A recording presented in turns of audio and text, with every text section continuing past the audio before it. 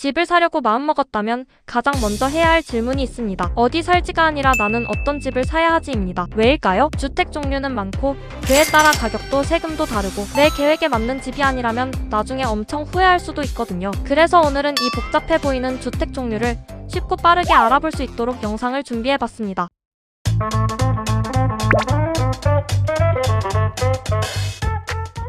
먼저 대한민국 부동산의 왕 아파트입니다. 5층 이상 공동주택이면 아파트로 분류되는데요. 많은 사람들이 가장 살고 싶은 집이라고 볼 수 있습니다. 그렇다면 아파트가 인기 많은 이유가 뭘까요? 무엇보다 편리함입니다. 엘리베이터, 주차장, 커뮤니티 시설까지 거의 작은 도시 수준입니다. 요즘 아파트는 지상에 차도 안 다니죠. 아이 키우는 분들에겐 거의 꿈의 환경입니다. 하지만 단점도 있습니다. 대표적으로 층간소음이 있는데요. 윗집 사람이 밤에 줄넘기 선수인 양 뛰어대면 생각만 해도 악몽입니다. 그래도 전체적으로 는 장점이 많아서 가격도 꾸준히 오르는 편입니다. 80년대까지만 해도 7%였던 아파트는 지금은 전체 주택수의 60%가 넘었고 그에 비해 단독주택은 비율이 확 줄었죠. 이젠 드라마에 나오는 골목길은 옛날 풍경이 되어버렸습니다. 그러면 아파트랑 주상복합은 뭐가 다를까요? 주상복합은 쉽게 말해서 아래는 상가, 위는 집입니다. 아래가 상가다 보니 보통 역세권에 위치해 있는데요. 아래층의 상가와 편의시설 등이 생활 편리성을 높여줍니다. 한마디로 엘리베이터만 타면 모든 게 해결되는 생활이라고 보시면 됩니다. 하지만 단지를 포기한 만큼 아파트와 비교했을 때 놀이터나 구경 환경은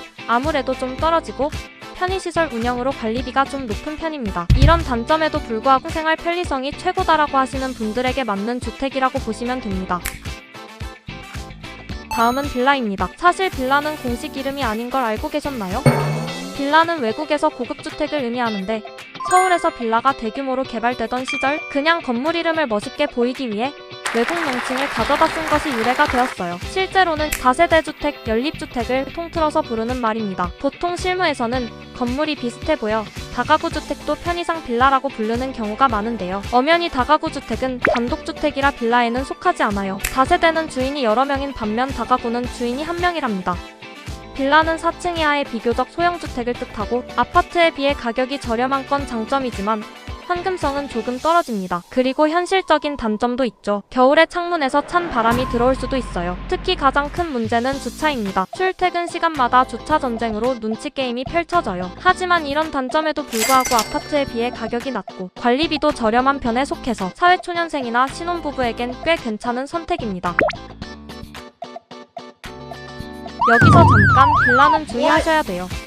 빌라는 아파트와 다르게 문제가 많은 건물이 종종 있습니다. 불법 건축물은 아닌지, 권리관계가 복잡한 건 아닌지, 집주인과 소유주가 일치하는지 계약 시 꼭 확인하셔야 합니다.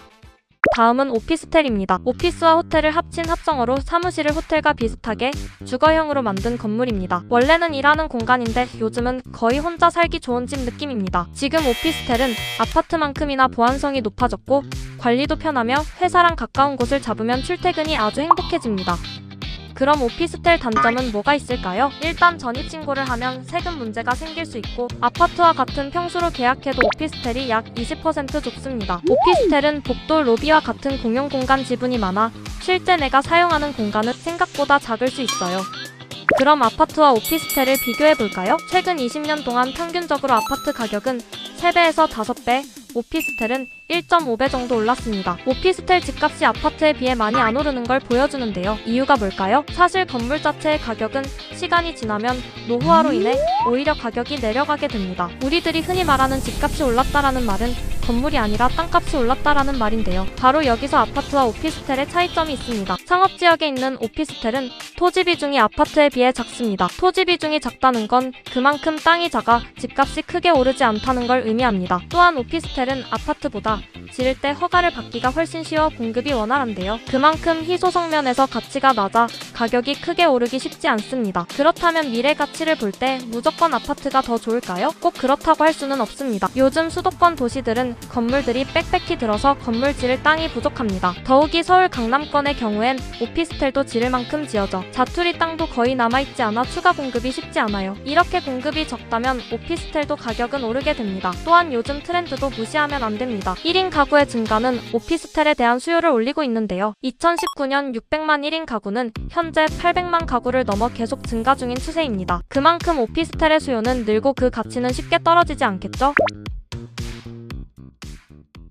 지금까지 아파트, 빌라, 오피스텔에 대해 알아보았는데요. 여러분 혹시 아파텔이라고 들어보셨나요? 아파트와 오피스텔의 합성어로 오피스텔을 대부분 주거용으로 사용하다 보니 자연스레 생긴 용어입니다. 일반 오피스텔에 비해 주거용에 초점을 맞춘 아파텔은 아파트처럼 면적이 넓게 건설되고 주차장과 소규모의 커뮤니티 시설을 추가해 주거 편의성을 한층 올렸는데요. 아파텔도 오피스텔의 한 종류이니 준주거나 상업지역에 건축할 수 있고 보통 업무지구나 상업지구 같은 번화가 중심에 위치합니다. 이러한 입지는 다양한 생활 편의시설을 쉽게 이용할 수 있는 장점이 있고 버스, 지하철 등 대중교통과의 접근성이 좋기 때문에 직장인들에게는 좋은 여건이 됩니다. 아파트보다 저렴한 작은 아파트를 찾으시는 분들에게 적합하다고 보시면 됩니다.